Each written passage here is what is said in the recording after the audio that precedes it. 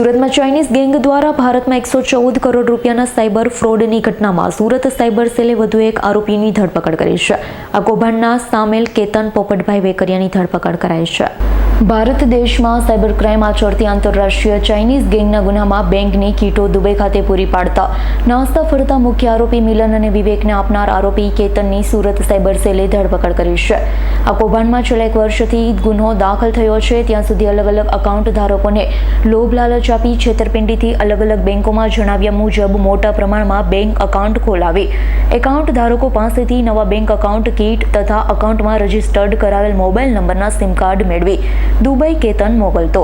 દુબઈમાં બેસીને મિલન અને વિવેક મલ્ટિપલ બેંક એકાઉન્ટથી ટ્રાન્ઝેક્શન કરતા તેને ક્રિપ્ટોકરન્સીમાં બદલી ચાઇનીઝ ગેંગને આપતા. દેશના જરૂરિયાતમંદ લોકો પાસેથી જે પણ બેંક એકાઉન્ટ ખોલાવતા હતા તેને ઇન્ટરનેટ બેન્કિંગ માટે યુઝરનેમ અને પાસવર્ડ બનાવી ખોટી કિંમત જામીનગીરીઓ ઊભી કરી ખોટા ઇલેક્ટ્રોનિક ફૂટ લેખનવાળા દસ્તાવેજો ઊભા કરી તે દુબઈ ખાતે મોકલવામાં આવતા. જેના આધારે કોમ્પ્યુટરમાં ઇન્ટરનેટ બેન્કિંગમાં લોગિન કરી કેનેરા બેંકના કુલ 261 એકાઉન્ટમાં સાયબર ફ્રોડના 77 કરોડ 55 લાખ 29,020 વ્યવહારો કરાવી તે બેંક એકાઉન્ટમાંથી અલગ અલગ બેંક એકાઉન્ટમાં ટ્રાન્સફર કરી એટીએમ કાર્ડ દ્વારા ડ્રો કરી દેતા. આવી રીતે અલગ અલગ બેંકના ફ્રોડના પૈસા ટ્રાન્સફર કરી તેઓએ અત્યાર સુધીમાં 114 કરોડ રૂપિયાના કૌભાંડ આચર્યા. મિલન અને વિવેક અત્યાર સુધી વોન્ટેડ છે, જ્યારે સુરતમાં સમગ્ર કૌભાંડ આચરનાર હિરેનની ધરપકડ કરવામાં આવી. ત્યારબાદ હવે કેતન વેકરિયાની ધરપકડ કરવામાં આવી. કેતન ગુનાહિત ઇતિહાસ ધરાવે છે. તેની ઉપર વર્ષ 2022માં ક્રાઇમ બ્રાન્ચ, વર્ષ 2024માં સાયબર ફ્રોડના 3 ગુન્હા નોંધાઈ ચૂક્યા. તેની ધરપકડ ભાવનગરથી કરવામાં આવી છે. આ કૌભાંડમાં કેતન વેકરિયા દુબઈ ખાતે રહેતા મુખ્ય આરોપી મિલન દરજીના કહેવા મુજબ અલગ અલગ એકાઉન્ટ હોલ્ડરને તેના દલાલો મારફતે લોભાવવાની વાતો કરી 10,000થી લઈ 15,000 રૂપિયા સુધી કમિશન આપી તેઓ પાસે અલગ અલગ બેંકો, જેમાં ખાસ કરી Canara bank, UCO bank, Jammu and Kashmir bank, Indian bank, Punjab bank, IDFC બેંકમાંથી સેવિંગ એકાઉન્ટ ખોલાવી ભાડેથી એકાઉન્ટ વાપરવા માટે એકાઉન્ટ કીટો મેળવી અગાઉ ધરપકડ કરવામાં આવેલા આરોપી જલ્પેશ મારફતે સુરત ઓફિસ રાખી એકાઉન્ટ એક્ટિવ કરાવવા માટેનું કામ કરતો. અન્ય એક આરોપી જલ્પેશ નડિયાદરા સામેલ છે. અગાઉ પકડાયેલા આરોપી અજય મારફતે ત્યાં કીટ દુબઈ પહોંચાડતો.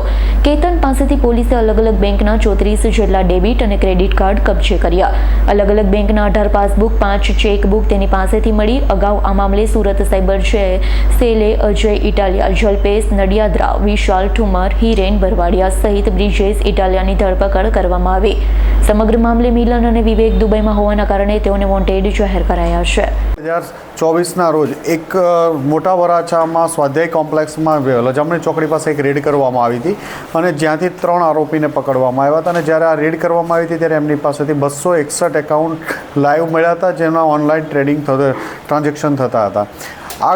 આ ગુનાની તપાસમાં વધુ સાયબર સેલ દ્વારા કરાતા અંદાજે 866 જેટલી NCCRP પોર્ટલ ઉપર અલગ અલગ ફરિયાદો રજીસ્ટર થયેલી હતી અને જેમાંથી પ્રાથમિક વેરીફાઈ કરતા 250થી વધુ ગુનાઓ અત્યારે અમારા ધ્યાનમાં છે કે 225થી વધુ ઓફેન્સ રજીસ્ટર થયેલા છે અને એ બાબતમાં હજી વેરીફાઈ કરીએ છીએ. આ તપાસ દરમિયાન એક હિરેન કરીને આરોપી હતો, એ દુબઈ ભાગવા જતા મુંબઈ એરપોર્ટથી પકડાનો છે. એ ઉપરાંત એક આરોપી બીજો પણ વચ્ચે પકડાયા હતા. 5 આરોપીની આ કેસમાં ધરપકડ થઈ ચૂકી છે અને આમાં 111 કરોડ જેટલાના ટ્રાન્ઝેક્શનો અલગ અલગ લેયરથી મળ્યા હતા, જેમાં દુબઈ, ચાઇના વગેરે કનેક્શન પણ આ કેસ દરમિયાન મળ્યું હતું. આ ગુનામાં કેતન વેકરિયા, જે અજય તળાજિયા અને મિલન વાઘેલા સાથે મળી અને મુખ્ય જે ટ્રાન્ઝેક્શન કરતો હતો એકાઉન્ટ પ્રોવાઈડ કરવાનું, એ કેતન વેકરિયાને ગઈકાલે સાયબર સેલની ટીમે ભાવનગર જિલ્લાના ઘેટી ગામેથી પકડી પાડ્યો છે. એની સાથે એક નાનું કરીને બીજો પણ આરોપી બીજો મળી આવ્યો છે. આ નાનુના બંને જ્યારે મિલનને એના ગ્રુપને એકાઉન્ટ પ્રોવાઈડ કરવાનું કામ કરતા હતા. અલગ અલગ એ ભાવનગર જિલ્લાનો રહેવાસી છે, મોટા ખોટોડા જે મુવા તાલુકાનું ગામ છે ત્યાંનો રહેવાસી છે. ભાવનગર જિલ્લાના અલગ અલગ જગ્યાએથી લોકોના એકાઉન્ટ, બેંક એકાઉન્ટો ત્યાં ખોલાવતો હતો. અહીંયા સુરતમાં રહે છે તો સુરતથી અલગ અલગ જગ્યાએ એકાઉન્ટ ખોલાવતો હતો. એના ઘરે સર્ચ કરતાં કેતનના ઘરેથી પણ ઈંટોમાં એવી રીતે છુપાવેલી કીટો મળી આવી હતી જે તે દરમિયાન રેડ દરમિયાન, જેમાં 24 કલાકથી વધુનું પંચનામું થયેલું હતું. આનાથી કેતનના મળવાથી એક નીચેનું જે સિન્ડિકેટનું લેયર છે કે કેવી રીતે લોકો પાસેથી બેંક એકાઉન્ટ મેળવવામાં આવતા હતા, કોને કોને આપવામાં આવતા હતા, બેંકમાં કઈ રીતે ખાતા ખોલાવવામાં આવતા હતા, એક વધુ પૂરી ડિટેલ મળી શકશે. અને એમની ધરપકડ કરી અને બેંક કાલે રજૂ કરશું કોર્ટમાં અને આજે રિમાન્ડ દરમિયાન આગળની તે પૂછપરછ કરશું. સર જે ખાતા છે એ કોના છે?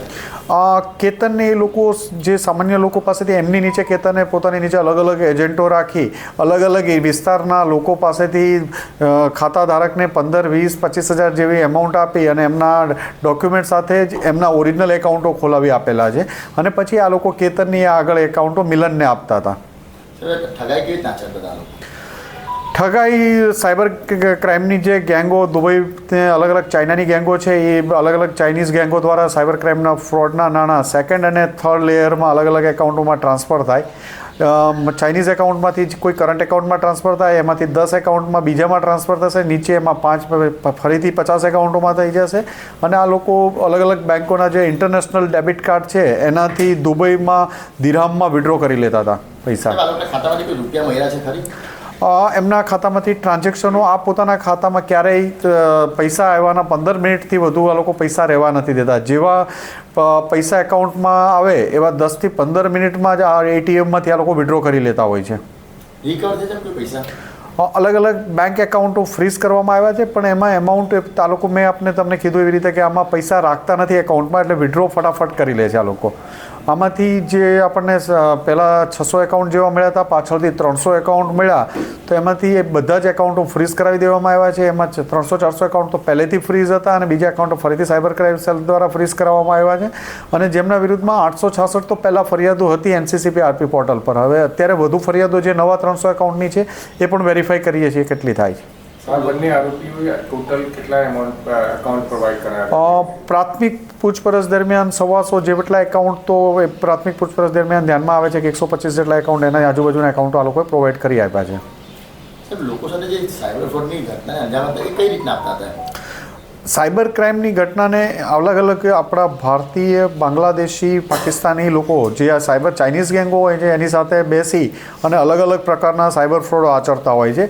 ઇન્ડિયન નંબર્સ યુઝ કરતા હોય છે, ઇન્ડિયન્સની જેમ હિન્દી બોલી શકતા હોય છે, પોલીસ ઓફિસર્સના કોલામાં ડિજિટલ એરેસ્ટના ઇન્વેસ્ટમેન્ટ ફ્રોડ અલગ અલગમાં એ રીતે કરીને લોકો સાથે ચીટિંગ કરતા હોય છે. Bureau report S9 news Surat. અમારી તમામ માહિતીથી અપડેટ રહેવા માટે જોડાયેલા રહો S9 ન્યૂઝ સાથે.